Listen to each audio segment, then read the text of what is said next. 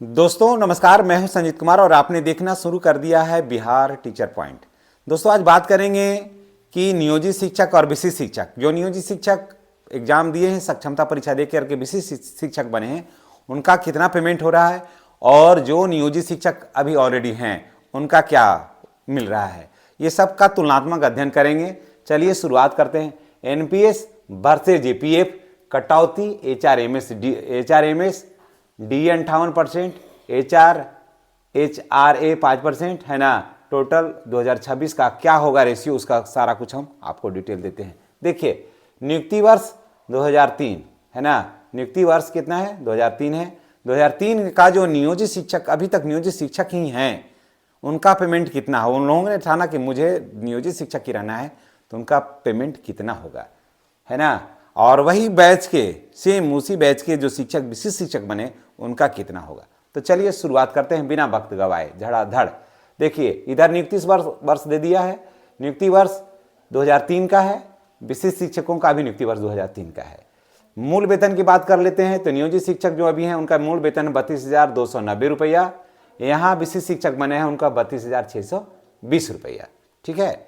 As DA है 58%, इनका भी और इनका भी, नियोजित का भी और विशिष्ट का भी। तो कितना बनता है, तो डीए है 18,728 रुपया, यहाँ 58% के हिसाब से डीए बनता है 18,920 रुपया, ठीक है। अब चलिए एचआर की बात करते हैं। एचआर है 5%, नियोजित का भी है और विशिष्ट का भी है।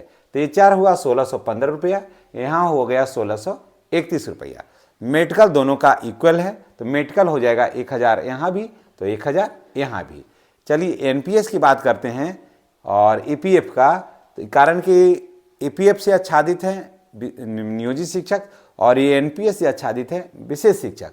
तो नियोजित शिक्षक को कटता है यहाँ पर 36 रुपया जमा होता है ईपीएफ में और विशिष्ट शिक्षक को जमा होता है 12,270 रुपया।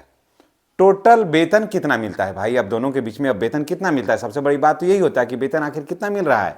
तो वेतन मिल रहा है यहाँ पर 55,463 रुपया, लेकिन यहाँ पर इनको वेतन बनता है कितना, 61,337 रुपया, ठीक है। अब देखिए इन हैंड सैलरी कितना बन रहा है भाई, तो इन हैंड सैलरी बन रहा है 51,833 रुपया नियोजित शिक्षकों के खाते में जा रहा है और 48,987 रुपया विशिष्ट शिक्षक के खाते में जा रहा है।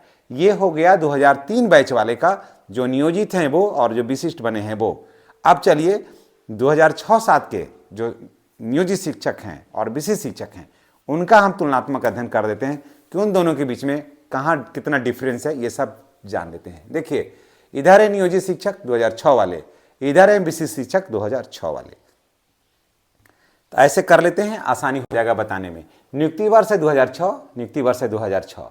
देखिए इनका मूल वेतन है नियोजित शिक्षक का 31,340 रुपया, इन विशिष्ट शिक्षक का है 31,670 रुपया, ठीक है। अब देखिए डीए है 58%, तो डीए है 58% तो हो जाता है इनका 18,177 रुपया, यहाँ 18,369 रुपया, ठीक है। उसके बाद एचआर सभी का 5% है, तो एचआर जब सभी का 5% है तो इनका हो जाता है, जो नियोजित शिक्षक है इनको है 1,567 रुपया, यहाँ 1,584 रुपया। मेडिकल सभी का 1,000 रुपया है, तो यहाँ भी 1,000 है नियोजित का भी और 1,000 विशिष्ट का भी है। अब अंतर शुरू हो जाता है एनपीएस और ईपीएफ से।